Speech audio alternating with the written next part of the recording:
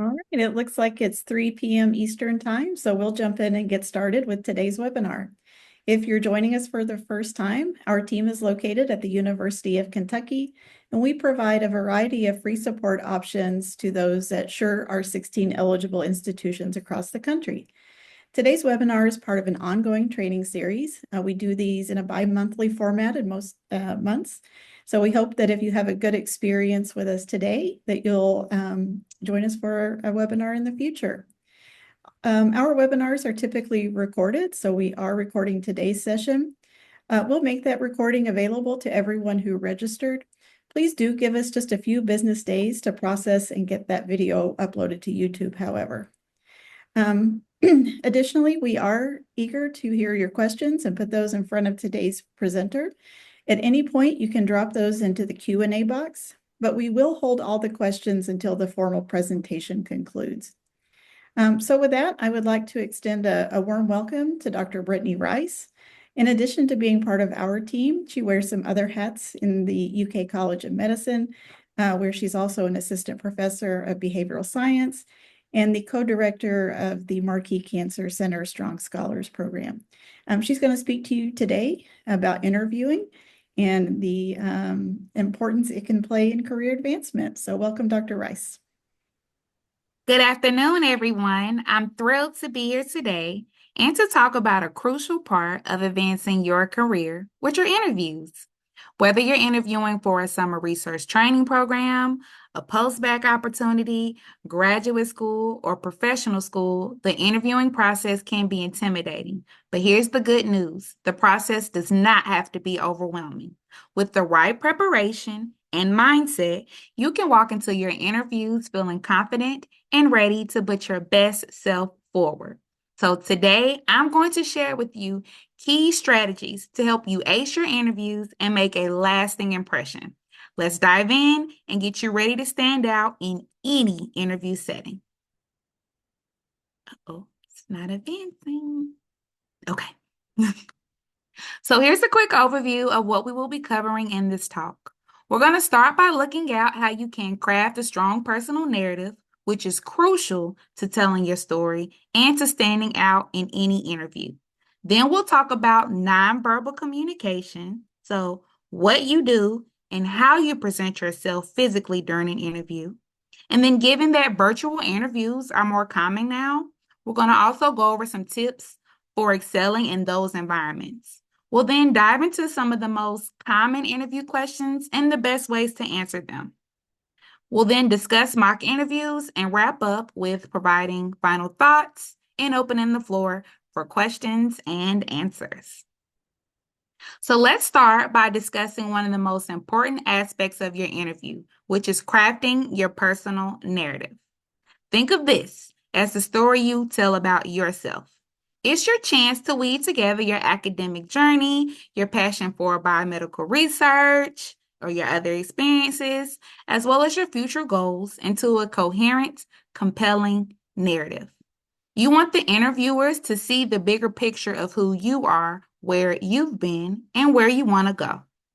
A strong personal narrative will help you stand out, and it also creates a memorable image of you in their minds. When composing your narrative, I want you to think about it as a stepwise process where you begin by defining your story.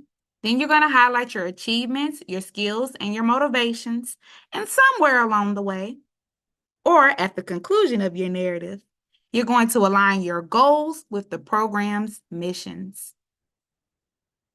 To start crafting your narrative, think about the origin of your journey.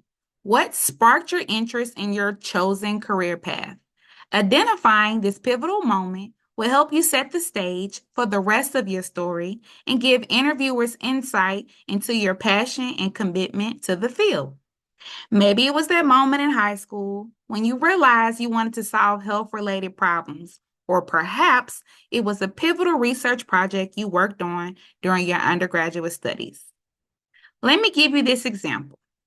Let's say during a biology class, you were introduced to genetic research, and that opened up your eyes to how small genetic mutations can have massive impacts on disease.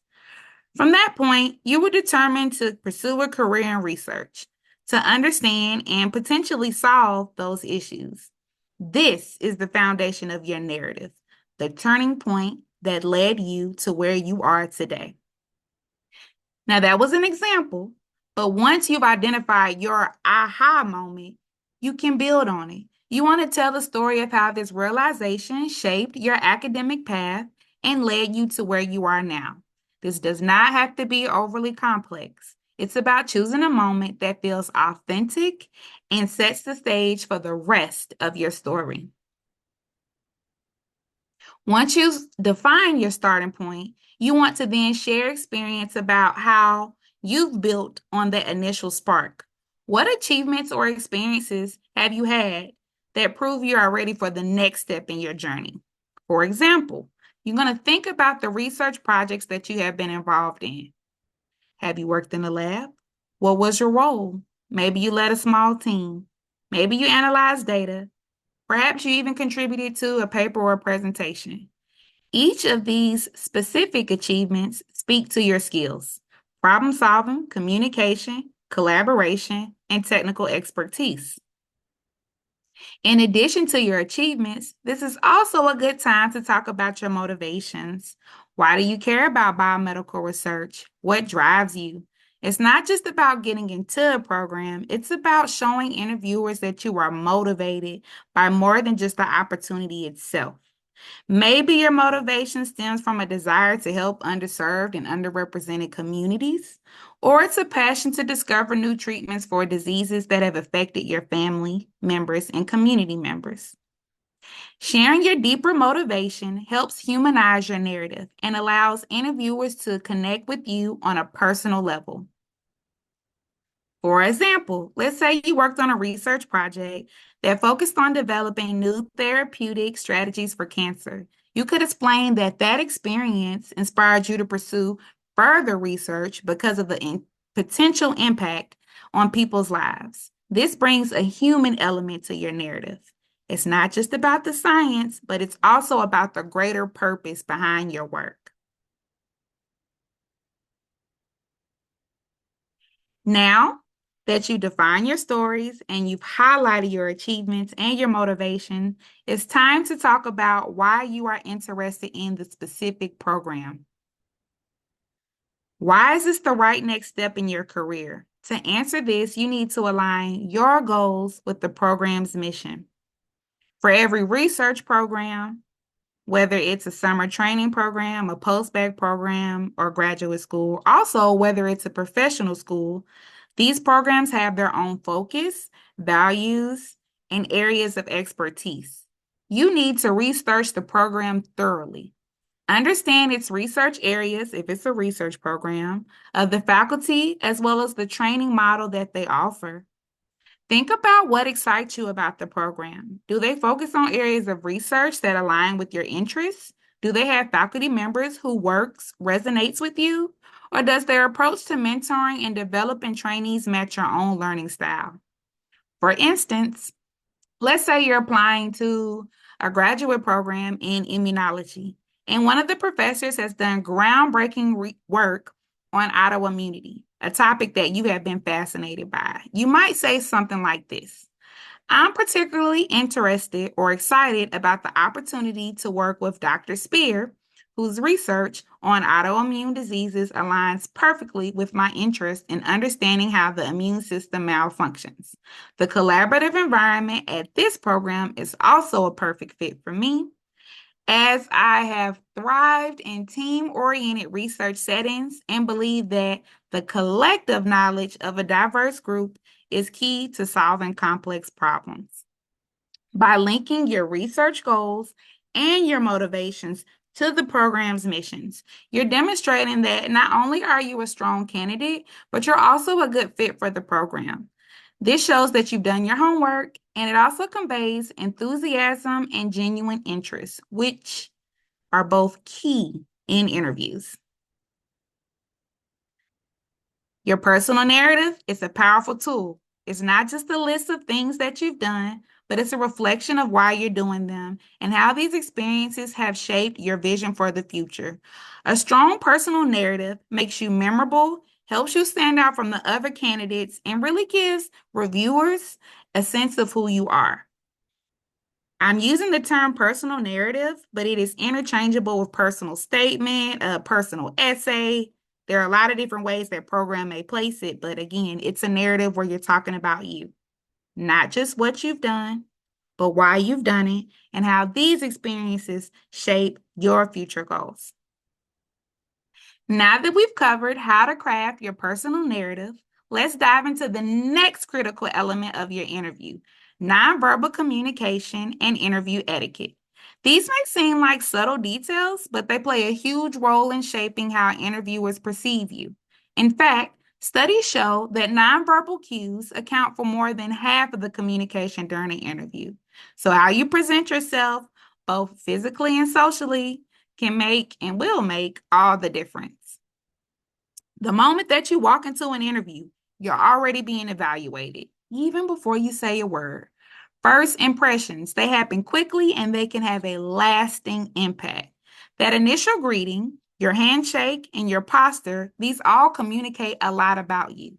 A confident, warm introduction will go a long way in setting a positive tone for the interview. For example, when you walk in, stand tall with your shoulders back and have a firm handshake, one that is not too soft, but you also don't want to be a bone crusher. You want that's going to convey professionalism. Smile as you're being introduced. As you're introducing yourself, as this can help break the ice and show that you're approachable and enthusiastic about the opportunity. Now I'm going to shift to talk about posture, eye contact, and facial expressions. You all, I promise I spent at least 15 minutes, no lie, 15 minutes trying to find a diagram that well depicted the three elements to be discussed. But surprisingly, the stick figure that you see on the screen is the best that I could find. So I really need you to bear with me. Regarding your posture, it speaks volumes about your confidence and your attentiveness. During interviews, again, make sure you sit up straight with your back supported in the chair. Lean slightly forward because that shows engagement and interest in the conversation, but avoid slouching or crossing your arms, which can appear defensive and not engaged. Equally important is eye contact. Making eye contact with your interviewer conveys confidence, sincerity, and respect. However, be careful not to stare fixedly, as it can become uncomfortable. Try to balance your eye contact, looking at the interviewer's face, but also occasionally glancing away to avoid a fixed gaze. Your facial expressions should match the tone of the conversation. For example, when discussing something that excites you, like a particular research project or a program that interests you, let your face reflect that enthusiasm. A genuine smile can go a long way in conveying your passion and your excitement. And on the flip side, be mindful of looking too serious or disinterested, even when discussing more challenging or technical aspects of your research. While your qualifications and your experiences will do the talking, your appearance still matters. Whether the interview is in person or whether it's virtual, you want to appear professional and put together. This doesn't necessarily mean wearing a suit and a tie, but it does mean dressing neatly and appropriately for a setting. In in-person interviews, business casual is often the best route unless otherwise specified. For example, for men, this could mean slacks with a button-up or a nice polo. For women, this could mean a blouse with slacks or a simple dress is generally a safe bet. For virtual interviews, the top half of dressing is important, as that's what the interviewer will see. Make sure your top is professional, even if you're wearing sweatpants or comfortable shoes below the camera frame. Whether you're having an in-person or a virtual interview, you want to avoid wearing distracting patterns or overly bright colors, or overly bright colors. Neutral colors such as grays, tans, blues, and black, they typically work best. Since we're speaking of virtual interviews, this new format has introduced some unique considerations. Here are a few key tips to make sure your virtual interview goes smoothly. You want to test your tech ahead of time. This means checking your camera, your microphone, your internet connection to avoid technical difficulties during the interview. Also, make sure that your background is tidy and it is professional. You don't really need a fancy setup, but you need something that is clean and a background that's uncluttered to give a more polished impression. Lighting is also crucial. Make sure your face is well lit and avoid having bright lights behind you that can create a silhouette. Natural light works best, but if that's not possible, position a lamp in front of you. When talking to your interviewer, look at the camera to stimulate eye contact rather than just staring at yourself or the interviewer's face on the screen. It creates a more engaged and personal connection. Also, keep in mind that audio quality is key. Make sure you're in a quiet environment where you can hear and be heard clearly. You want to avoid background noise like roommates, pets, traffic, if possible, as these can be really distracting. And finally, during your virtual interviews, be mindful of your body language, just as you would in person. Again, you're going to sit with good posture, and when appropriate, you're going to nod to show that you're actively listening. Keep your hands visible and relaxed rather than fidgeting or gesturing excessively. Now, beyond your body language and appearance, there are subtle etiquette rules that can impact the tone of the interview. Be sure to arrive on time or even a few minutes early if possible. If it's a virtual interview, make sure you log in early to check again for any technical issues. Being punctual shows that you're organized and that you respect the interviewer's time. During the interview, be sure to actively refrain from interrupting the interviewer. If you're not sure about a question, it's definitely okay for you to ask for clarification rather than guessing. And finally, remember to thank your interviewer at the end. A simple thank you for taking the time to meet with me today, or I appreciate the opportunity to interview for this position, can leave a positive, lasting impression. Please remember, your nonverbal communication and interview etiquette are just as important as your responses to questions. In fact, they can elevate your overall performance and demonstrate professionalism, confidence, and respect. By being mindful of your posture, your eye contact, your facial expressions, your attire, and your overall demeanor, whether in person or virtually, you will leave a positive, lasting impression that reinforces the message you're trying to convey about your qualifications and enthusiasm for the program. One of the most critical aspects of interview preparation is being ready for those common questions that often come up. These questions may seem simple, but they provide you with a golden opportunity to showcase who you are, your experiences, and how well you fit into the program that you're interviewing for. Let's break down some of the most common questions and how to answer them in a way that leaves a strong impression. Tell me about yourself is often the first question you'll hear in an interview. And while it may seem straightforward, it's your chance to set the tone for the conversation. Instead of just listing facts about your background, use this question to frame your personal narrative. Focus on your academic journey, your experiences, and why you are passionate about your field of interest. A good way to structure your response is to think of it as an elevator pitch. You want to start with a quick overview of who you are. So you're going to mention your name, your major, and or your current academic path. You can even include your institution. Then you're going to talk about your experiences as they are also a part of the foundational stage of your story. Questions to consider while you are generating language to describe your experience include: what do you want to be? What activities shaped your pursuit? And you want to detail relative activities only. So you only want to talk about classes, research, clinical shadowing, and or extracurricular activities and how they are relevant to the program that you're speaking about or interviewing for. Next, you want to be sure to describe the impact of your experiences. Specifically, you want to reflect on the experience that you are reporting and how it contributed to your development. You can detail moments of self-discovery, emotional insight, lessons learned, and/or future considerations. Your reflection must share your passions and your commitment to your pursued profession. What skills have you gained from your experiences? What strengths do you have? Be sure to include the ideal strengths needed for entry into your desired program, career, and/or field. For those interested in medicine, you really want to think about communication. And for those that are interested in research, you really want to think about problem solving. But those are just two examples of many. Last but certainly not least, you want to seal your response by describing your interest in the program that you are applying for and how it aligns with your goals. In other words, bring it home and personalize your response. Mention why you are particularly interested in the school or the program.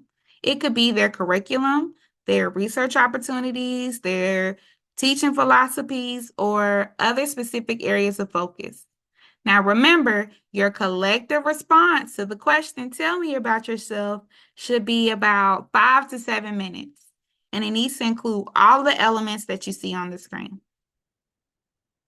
Here's an example of how an aspiring medical student might respond to the question, tell me about yourself. I'll give you 45 seconds to review their answer. As you read it, I really want you to focus on the key elements of their response, which are the introduction, a summary of their experiences, the impact that those experiences had on them, the skills that they have developed, and why they are specifically interested in the program that they're applying to.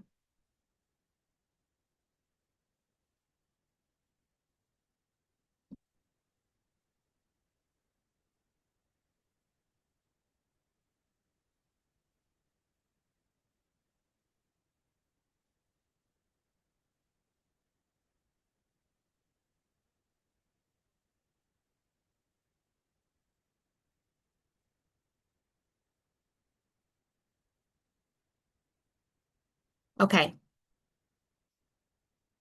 Here's another example of how an aspiring graduate student might respond to the same question. Again, here, I'll give you about 45 seconds to review the answer.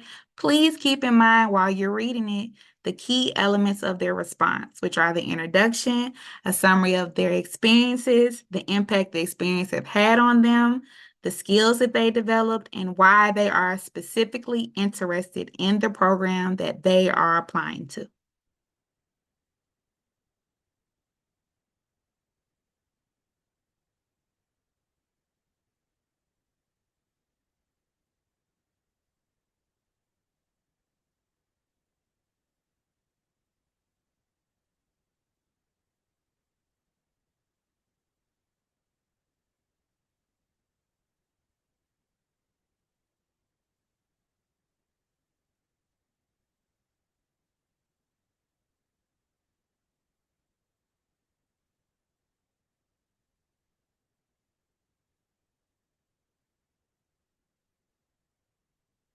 Okay.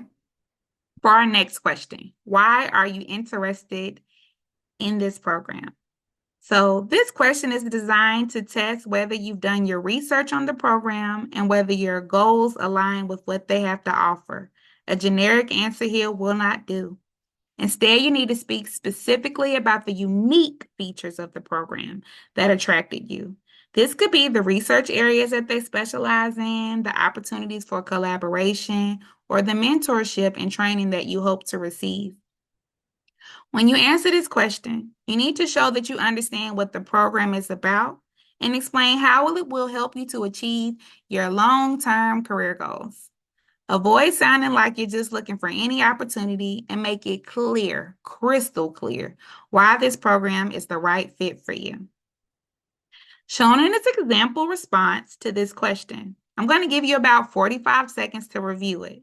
Now, as you read it, focus on the key elements of the response that I outlined in the previous slide. For your convenience, these elements are bolded in case you just need a quick reminder.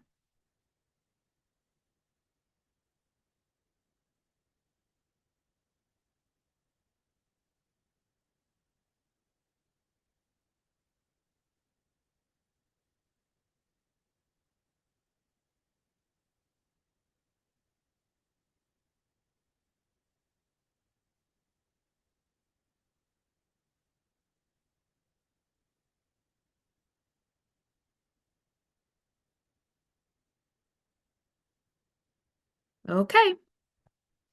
So the next question is, what are your strengths and weaknesses? And that's a bit of a classic question. And it's a really great opportunity for one to reflect on their own development. When you talk about your strengths, I need you to focus on qualities that are important to the role that you are applying for. You want to pick strengths that demonstrate your value, such as being detail oriented, a strong problem solver, or highly organized. These are examples of qualities that are essential for research.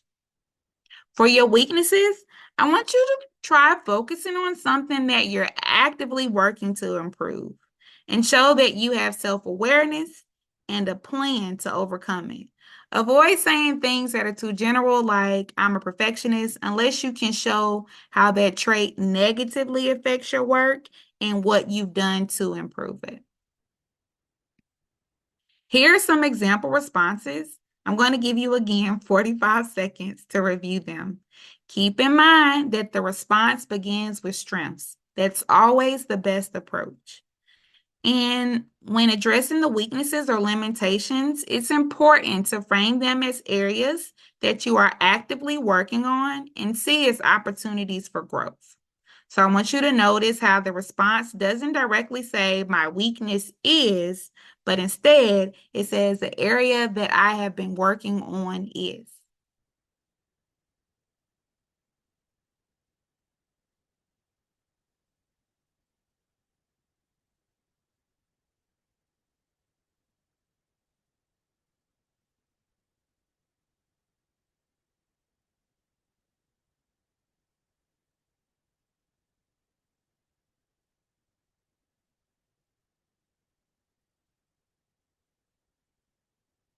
When the interviewer says, tell me about a time that when you face, a challenge, know that they are asking this to assess your problem solving abilities and your resilience.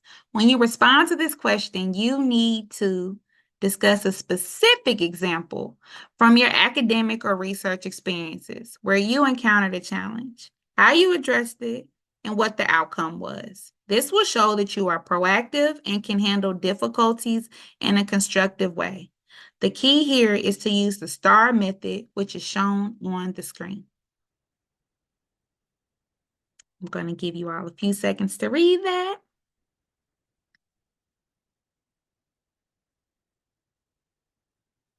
All right, and I'm going to give you all a few more seconds to look at this example response. When you're reviewing it, I want you to focus on the key elements of their response, and that was the challenge, how the challenge was addressed, and what the outcome was.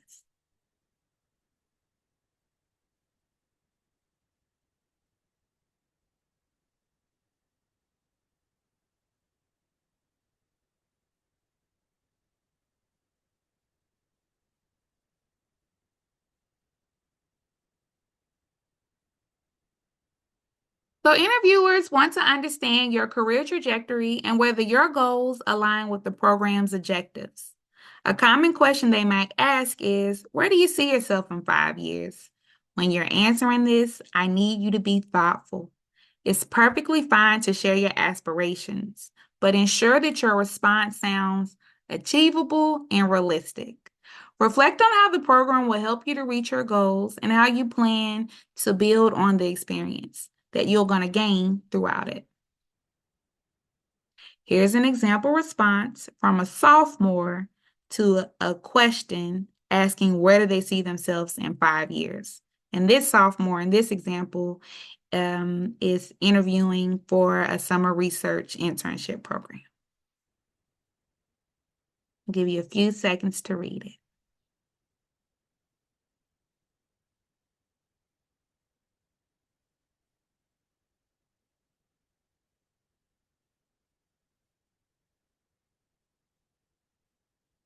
So, again, shown are the 5 common interview questions, and these aren't the only questions that you're going to encounter. There's a good chance, though, that you'll be asked a few of them. When you're responding to these questions or other questions, you have to be authentic and specific. Tailor your answers to reflect your true motivations, experiences, and aspirations while ensuring that they are aligning that they align with the program you're applying to. Practice, but aim to sound natural, not rehearsed. By being thoughtful, prepared, and reflective, you'll leave a positive impression on your interviewer. As we've discussed so far, preparation is key to making a strong impression during your interview. But there's one final essential step to ensure that you're truly ready, and that is practicing with a mock interview. Think of the mock interview as a dress rehearsal for the real thing. It's a low-stake environment where you can simulate your actual experience, get comfortable with the process, and iron out any kinks in your delivery. The more you practice, the more confident you will feel when the real interview arrives. When you set up your mock interviews, you need to make it as realistic as possible. Sit at a desk or a table as you would during the real interview. Dress in your interview attire and ensure that the environment is as close to the actual interviewing setting as you can make it. Whether it's an in-person or a virtual interview, you want to try to match the format that you're going to encounter. This will help you get used to the pacing and the environment and the setting, which will collectively help you to be more comfortable when it's time for the real deal. It's crucial that you get feedback from individuals who can evaluate your performance objectively. Ideally, this will be a mentor or faculty advisor, but you also can practice with a peer or even a career service professional if your institution has those. These individuals can point out areas where you're excelling, as well as areas that might need improvement. They can help you to identify things that you haven't noticed, such as mannerisms, clarity in your response, or even your level of enthusiasm. Make sure that you're asking for specific feedback, such as, were my answers clear and concise? Did I sound confident? Was my body language appropriate? Was I speaking too quickly or too slowly? During your real interview, you're going to have a limited amount of time to answer each question. So it's important to practice under similar time constraints. Set a timer for each question, and most responses should be around 1 to 2 minutes, except for the tell me about yourself question that we already talked about. And you want to make sure that you stay on track with the time constraint. Practicing with the time limit will help you organize your thoughts and avoid rambling. It will also allow you to become more efficient in expressing your ideas clearly and concisely. Plus, it will help you get used to the pacing of the interview so you are not caught completely off guard. Mock interviews are the perfect opportunity for you to fine-tune your response. So start preparing answers to common interview questions like the ones that I'm discussing, but don't feel like you need to memorize them word for word. Instead, you want to aim for a natural flow while ensuring that you're hitting all the important points you want to make. After each mock interview, take note of what worked well and what needs improvement. Are you giving detailed examples to illustrate your skills? Are your answers focused and aligned with the program's goals? Use this time to refine your answers and make them more specific, as well as to polish your delivery. Mock interviews are not just about practicing the question, you all. They're about building confidence. The more you practice, the less nervous you'll feel when the real interview comes. You also get more comfortable with thinking on your feet and responding to unexpected questions. With each mock interview, you'll gain experience and become more confident in handling any curveballs that come your way. Remember, interviews aren't just about showing how knowledgeable you are. They're also about demonstrating how well you can communicate that knowledge, how well you handle pressure, and how well you fit with the team. Practicing helps you to prepare not only for the content of the interview, but also for the overall experience. A final tip on mock interviews is that be sure to complete at least one interview before your real interview. Ideally, you want to do this a few days in advance. This will give you time to address any areas for improvement and enter the actual interview feeling well prepared and calm. If possible, ask for feedback after each session so that you can continuously refine your performance. If you are unable to find someone to practice with, consider using AI for mock interview practice. This wraps up our session on how to ace your interviews. Remember, the key to success is preparation. Craft your personal narrative, perfect your nonverbal communication, and practice answering common questions and be ready for virtual interviews. And of course, practice, practice, practice, practice, practice, practice times infinity with mock interviews.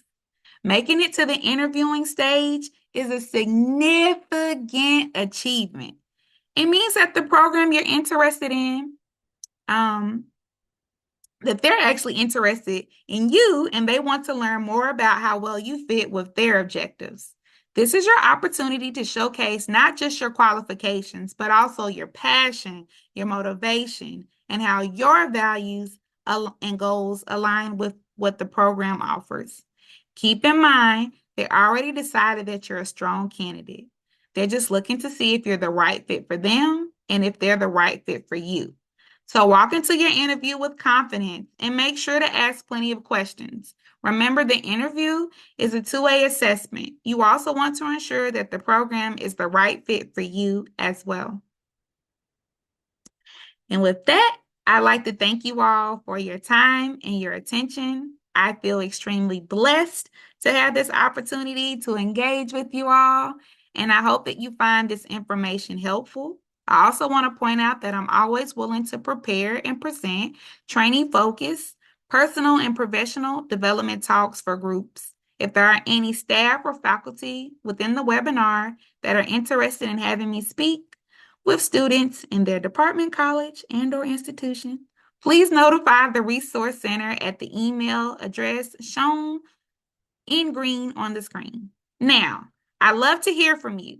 What questions do you have about the interview process, or is there anything you would like for me or other members on our team to elaborate on? Please feel free to ask questions. We are here to help. All right, great job. We've got one question in the Q&A box, so I'll start there, but folks are welcome to add to it. This question is saying, during my interview, I would like to bring up the fact that I will be funded externally during the beginning of my PhD. Is this appropriate to bring up? And should I discuss funding amounts timeline? If so, how do I bring it up naturally? That is an amazing question. I have never sat on a PhD program interviewing board, but I know that Dr. Spear has, and I'm not sure, but Dr. Murphy likely has too. So I'm going to defer the questions to them. That is best fielded by Brett, I think, and I can chime in. Yikes. That's a good question. Hopefully, yeah, I mean, you don't want to sort of come across like you're bragging or anything like that, but it's really nice information to get out there.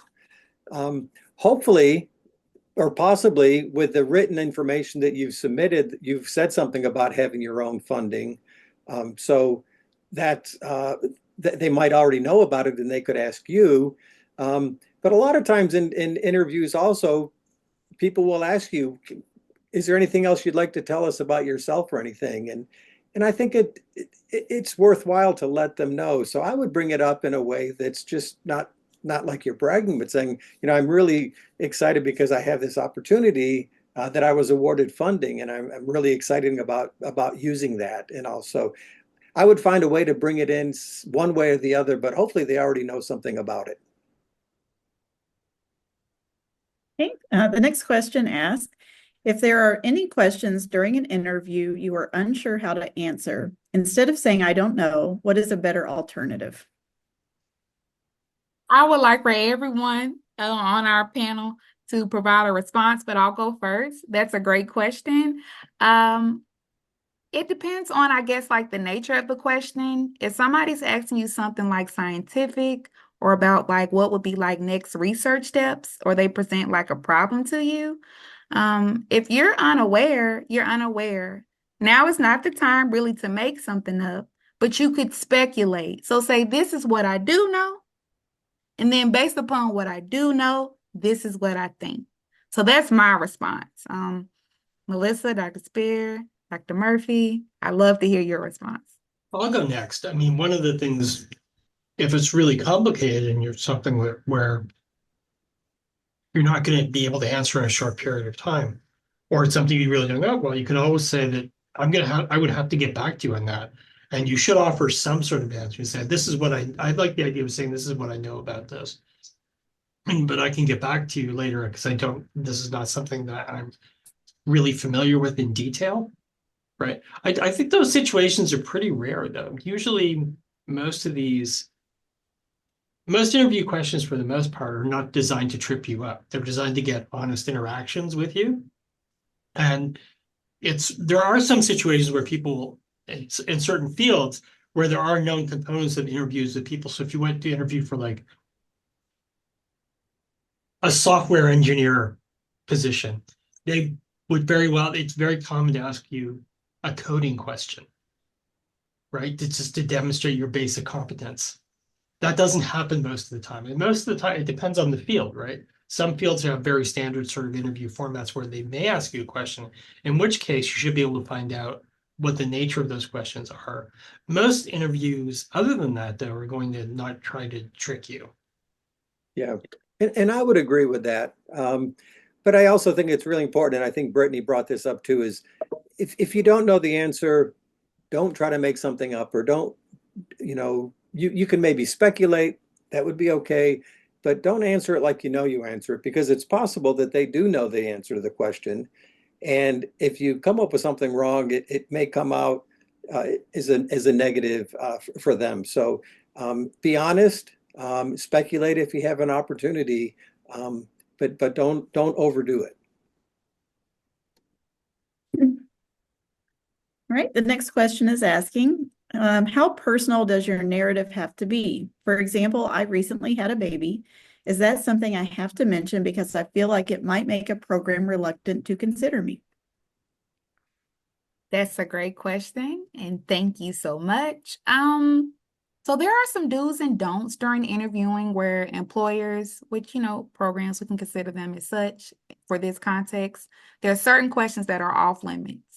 I don't fully know all those questions, but I do believe that children, marriage, those are two things that are off limit. If you feel comfortable enough to share that, you can, but I wouldn't say that you have to. For my PhD research, I studied developmental programming. I'm not a mom, but let's say that I was, and throughout that period of doing my research, and let's say I'm interviewing for a postdoc position, I guess I'm trying to figure, I'm going somewhere with this. Developmental programming, which is what happens during the perinatal period impacts like an adult's life and health span. So if I wanted to mention like certain considerations that I took during my pregnancy while I was pursuing my PhD, and how that also like linked it back to my research or something that was relevant, you could. But yeah, I'm floundering. I think it's important to know when you're floundering. I'm going to go back to what I said. There are certain questions that are like no's.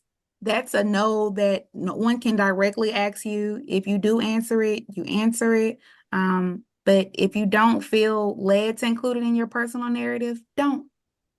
I think you can make things as personal as you would like them, or as less personalized as you would like them. I know when I was applying to a PhD program and I was also applying to a master's program, I detailed my interest in health disparities, and I detailed, by being a member of an underrepresented group, how this frustrates me and how it saddens me, and how, if given the opportunity to advance within science, that I want to use my experiences and the experience of individuals in my community to make change.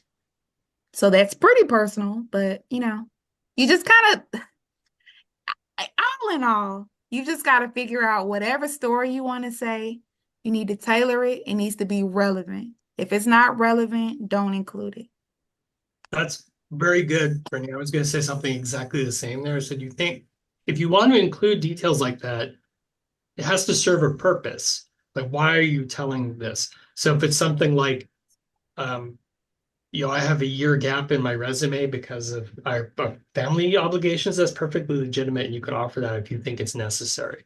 But there's no reason to include it unless it serves a purpose in that narrative story you're trying to tell as a candidate, right? How did this help you grow? What did you learn from it? How did you overcome issues? Something like that, right? If there isn't a real reason for it, it's unlikely that they're going to ask you a very personal question like that, that they usually should not. So if you want to offer it, it should serve a purpose. And I have two thoughts related, they're tangential, but I'm just going to bring them up. So the first one is with the personal narrative, which we can call personal essay, statement. Different people call it different things. I think that it is important to address anything that you think will be a concern to your reviewers. So for me, I don't know if you all attended the last trainee focus talk, but I talked about doing a post-bac program.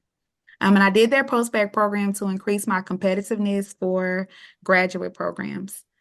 Within that personal statement for the post-bac program, I talked about how I worked simultaneously while balancing my coursework, and that was at the expense of my grades. But when I stopped doing that and working full-time and I focused on school, that my GPA substantially improved.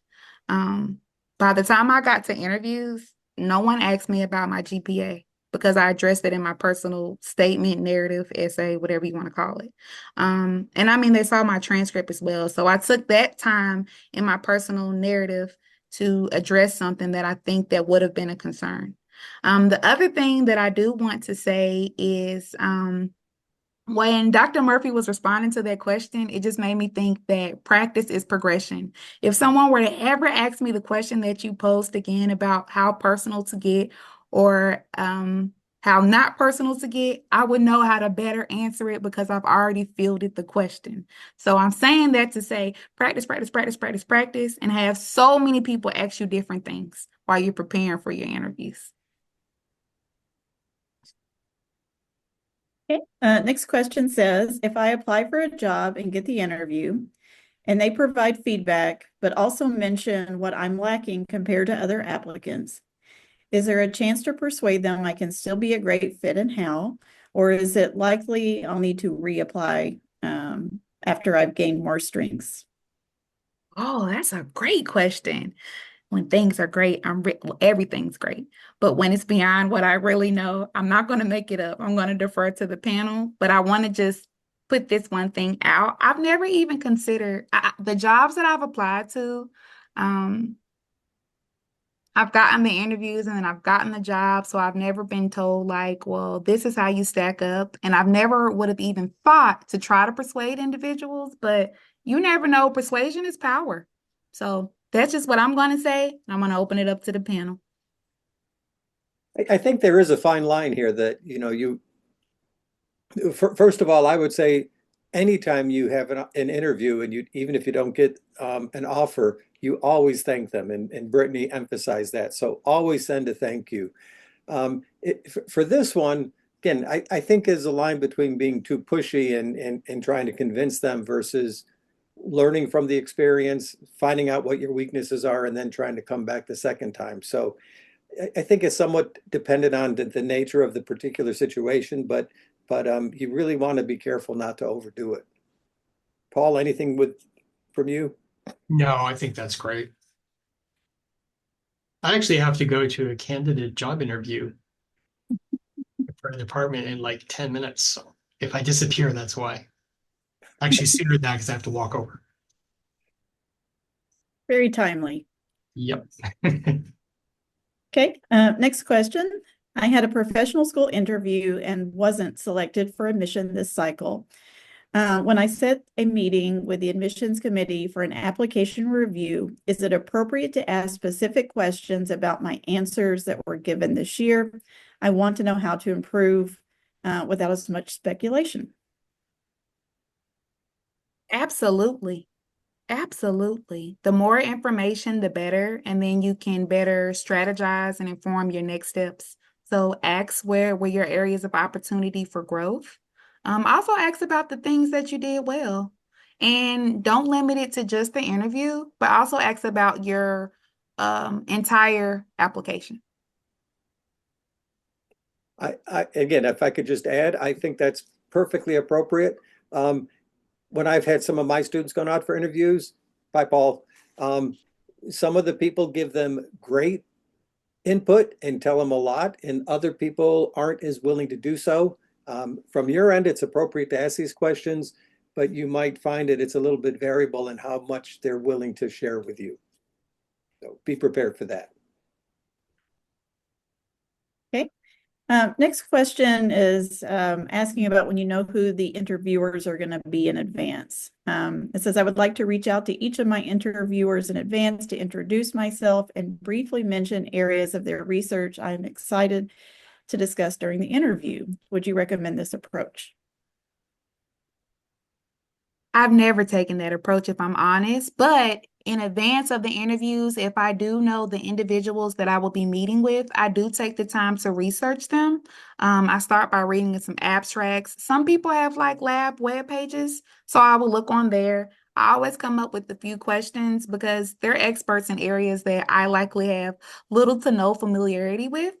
And so during the interview, I actually use my questions to engage in further conversation with them. So with that being said, I cannot recommend anything that I've never tried. I do know if it's like for an academic program, faculty are really busy. Yeah, I don't know. The following up after the interview, I do, but maybe reach out in advance, I wouldn't. But Dr. Spear may say something different. I would fully agree with that. Prepare, if you know who you're going to talk with, prepare so that you have a good, conversation with them. I would not reach out beforehand. We would have people on our admissions committee, which I led for a number of years, and we'd have 3 or 4 people on the committee, or maybe the whole committee, where the person, an applicant, emailed to all of them and said, "I'm really excited about your research, blah blah blah," and we get together for a meeting, and it's like, really, they were interested in all of us. So I don't think it serves any great purpose, but be prepared to have a good conversation and read up before you meet with them. But I would not reach out. The next question is asking, do graduate interviews ever get colloquial? Should you be anticipating this going into an interview? I'm going to defer to Dr. Spear. It's hard to say. Sometimes things can go all over the place. I would say it's not very common, and from my experience, I think things stay pretty focused, and hopefully that's the way it goes. So, from my experience and from here talking with others, I don't think that's very common. So, I would not anticipate it. Okay. Just want to add this one thing. It was in relation to the previous question. Please always ask questions. You all, questions demonstrate your curiosity. If you go to an interview and you don't have a question, for me, at least if I was interviewing you, and for the students that I interview for our programs, I'm not going to say it's a red flag, but it's an eyebrow raiser. You want to know about anything that you are going to be potentially participating in. So ask questions, ask questions, ask questions. They demonstrate curiosity, and really do your research so before the interview so that you can have informed questions. The next question is for somebody who's exploring multiple options. Do you have any suggestions of how to address if you're also applying for, have been interviewed for, or been offered another job? And then part 2 of that, and if you need time to accept an offer, what is a good amount of time to ask for? Okay, I'm only speaking on my experience. So I don't think that there's anything wrong with interviewing or applying for multiple positions or programs. In fact, it's best to like hedge your bets. However, I do believe that it is inappropriate during an interview, if asked that, which I've never been asked that, right? And none of my students have ever been asked that, to my knowledge, when we discuss their interviews. Like, where else are you applying? But if you happen to be asked that question, you need to always direct it back to your interest in that program, how that program is a great fit for you, and how that program will benefit you and help you to reach your long-term career goals. So always direct it back. And you can say something simple as, you might have looked into other opportunities, but reiterate, overemphasize your interest in that program. Yeah.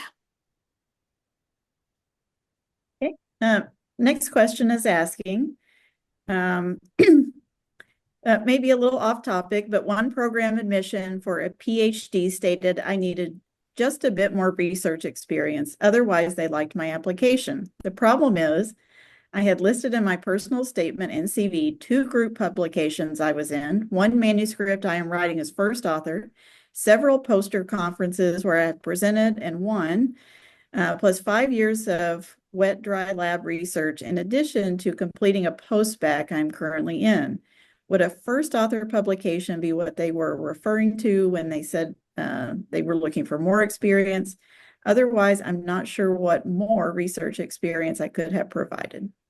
Let me start off by saying congratulations on all of your recent accolades. You sound like the complete package. If you were interested, well, I don't oversee a PhD program, but if I did, come on in. What I do want to say is it's never good to assume in any setting. So if you want to know what more could you have done, reach out to them and ask them exactly what they mean. And it's really inappropriate for me to try to assume what they mean either, because just from listening, it sounds like you've got your research bases pretty loaded. Yeah. But again, you can always ask, what they're looking for. Again, even if it's almost, I mean, in this case, it seems like, what more do you want? It's sort of almost an inappropriate concern, but, Yeah. Always be positive, don't, and be very professional about it all and ask maybe what they're looking for. But, again, you don't want to burn bridges or anything like that. Okay. And then there is one question in the chat. It says, is there a possibility for interviewers to ask about current events, like things in TV news or newspapers that are not directly related to the position or the program you're applying to?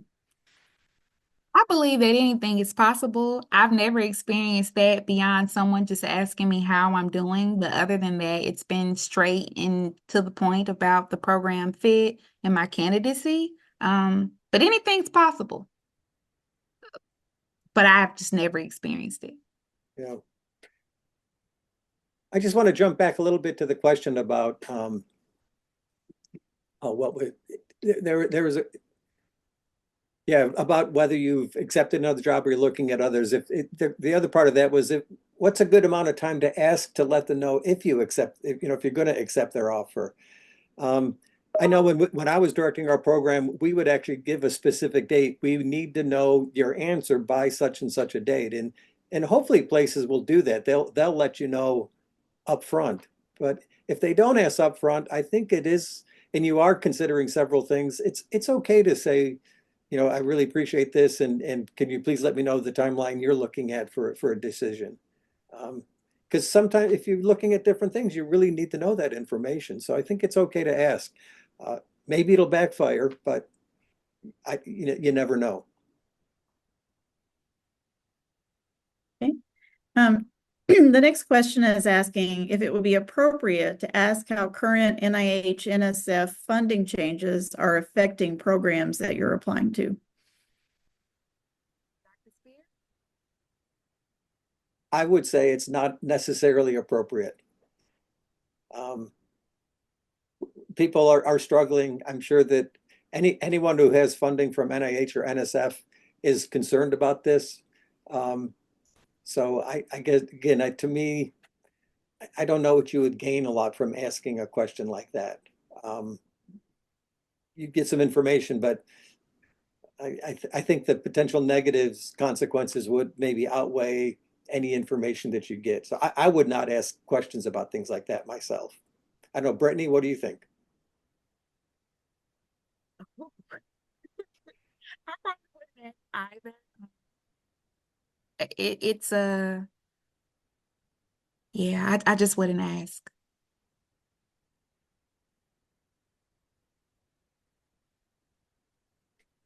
That was a great question.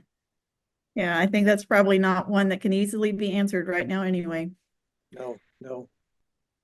I don't see any other questions. Do either of you see anything we've missed? I do not. I don't see the chat at all, but I just have one more thing to say. Remember, you all, if you got the interview, be excited. That means that the programs, the job, the school, they're interested in you. They just want to make sure that you're a good fit. During your interviews, before your interviews, continue to practice. I can't tell you how many interviews I had. Many of them I floundered, some of them I hit it out the park.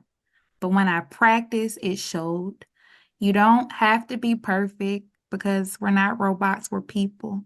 Just be your authentic self and be very confident in who you are and celebrate your milestones. And if you're like me, maybe you don't get into every school or program that you apply for. That's okay. Ask them what you could have done better. Take the information, make appropriate adjustments, and then move forward. But if you've got the interview, get excited. Get excited. And it's okay to have nerves. We're humans. Well, thank everyone so much for joining us. We've enjoyed the last hour and look forward to seeing you at a future webinar. Hey, Thanks, everyone. Bye, everyone. Bye.